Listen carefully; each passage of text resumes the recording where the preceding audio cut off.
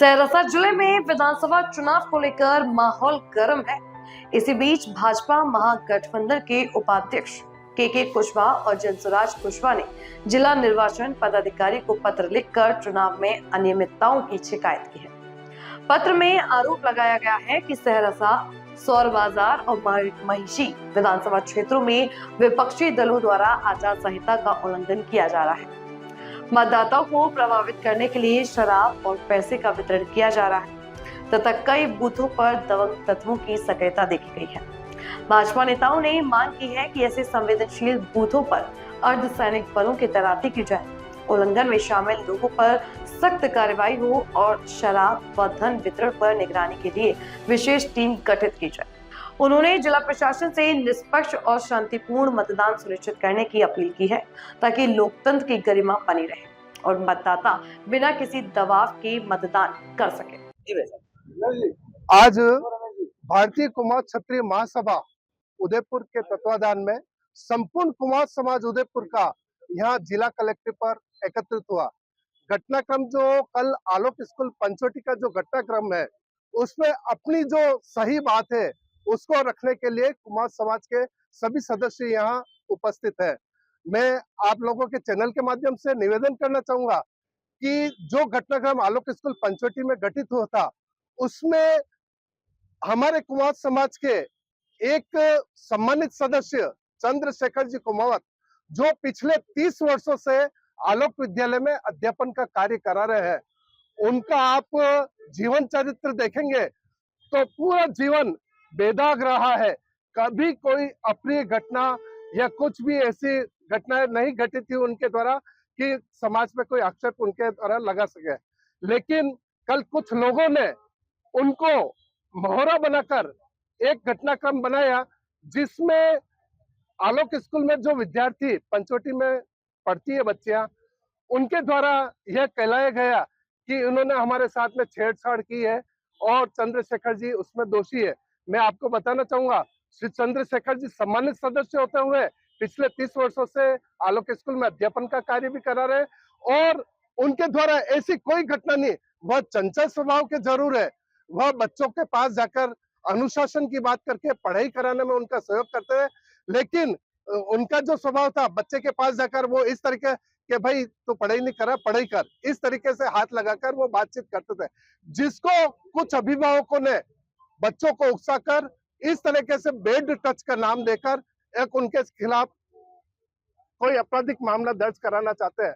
हम संपूर्ण कुमार समाज आप सभी के चैनल के माध्यम से आग्रह करना चाहते हैं कि उनमें कोई दोष नहीं है। चंचलतावश, अनुशासनवश उन्होंने पढ़ाई करने के लिए बच्चों को यह कहकर कि भाई तुम पढ़ाई में आगे रहो, होमवर्क नहीं करके लाए, अगली बार होमवर्क करके लाना, इस प्रकार बच्चों को डांटा था, जिसका एक बतंगड़ बनाकर उस बतंगड़ को बहुत बड़ा रूप दे दिया गया, जिसमें हम सभी यह चाहते हैं निष्पक्ष जांच प्रशासन द्वारा कराई जाए।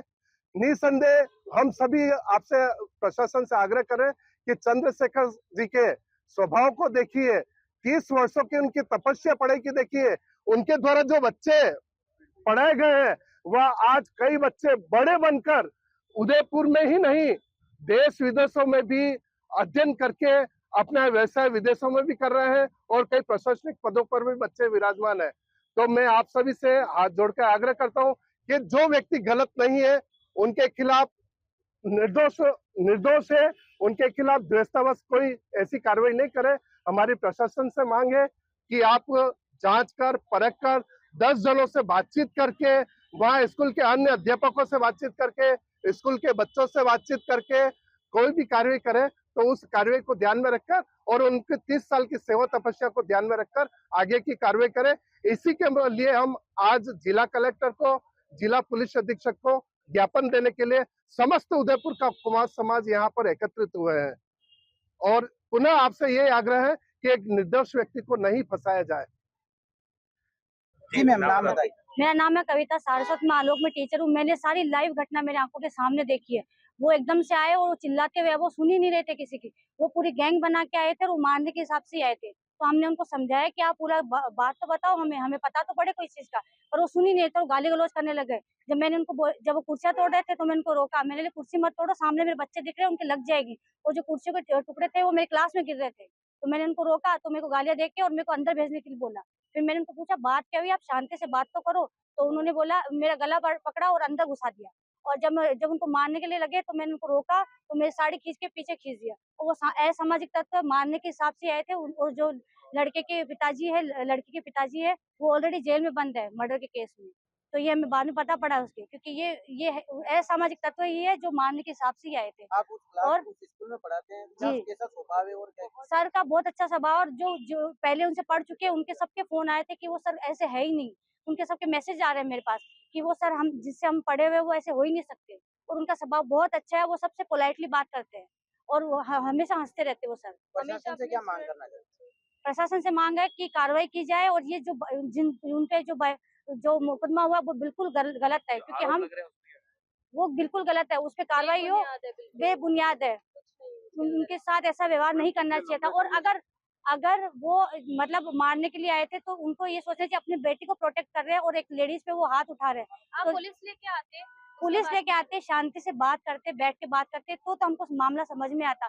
पर वो डायरेक्ट मारने के लिए आए थे, वो स्कूल जलाने की बात कर रहे थे कि हम बच्चों सहित स्कूल जला देंगे, आग लगा देंगे। तो हमने उनको बोला ऐसा मत बोलो, क्योंकि अगर हम सब आ जाते तो हमारे बच्चे इकट्ठे हो जाते, तो बच्चों पे गलत असर जाता, जो एक अच्छी बात नहीं है।